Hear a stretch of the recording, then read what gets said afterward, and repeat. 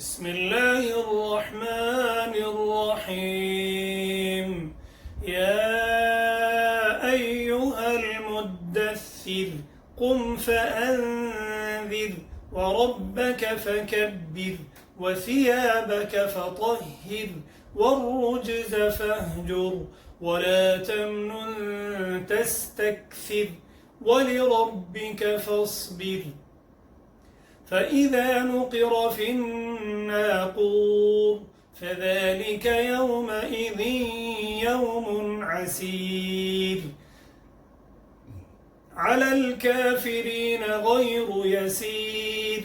ذرني ومن خلقت وحيدا وجعلت له مالا ممدودا وبنين شهودا ومهدت له تمهيدا ثم يطمع أن أزيد.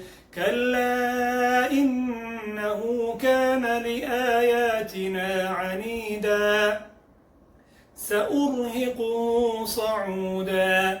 إنه فكر وقدر فقتل كيف قدر ثم قتل كيف قدر ثم نظر ثم عبس وبسر ثم أدبر واستكبر فقال إن هذا إلا سحر يؤثر إن هذا إلا قول البشر.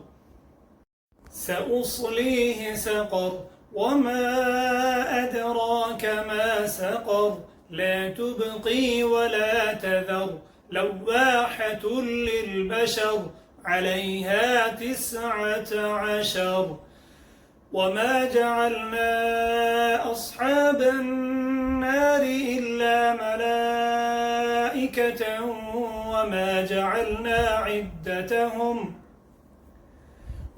جعلنا عدتهم إلا فتنة للذين كفروا ليستيقن الذين أوتوا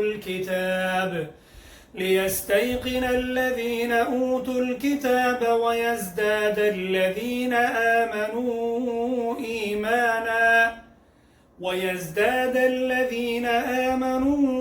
إيمانا ولا يرتاب الذين أوتوا الكتاب والمؤمنون وليقول الذين في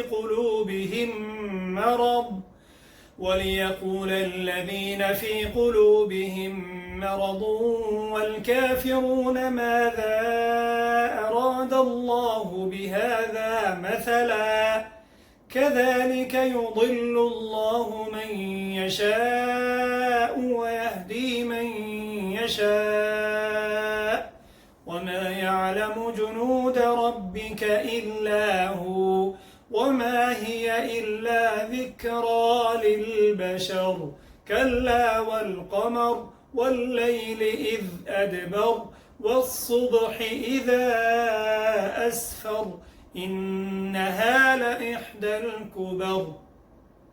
نذيرا للبشر لمن شاء منكم أن يتقدم أو يتأخر كل نفس بما كسبت رهينة إلا أصحاب اليمين في جنات يتساءلون عن المجرمين ما سلككم في سقر قالوا لم نك من المصلين ولم نك نطعم المسكين وكنا نخوض مع الخائضين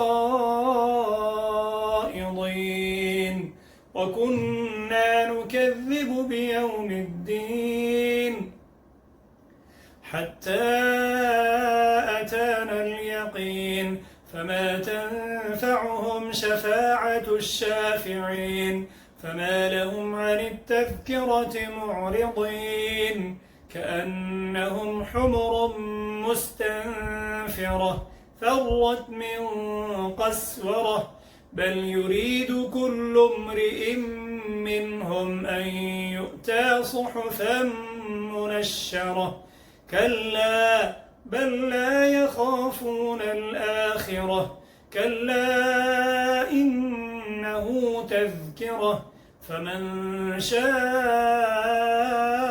ذكره وما يذكرون إلا أن يشاء الله هو أهل التقوى وأهل المغفرة.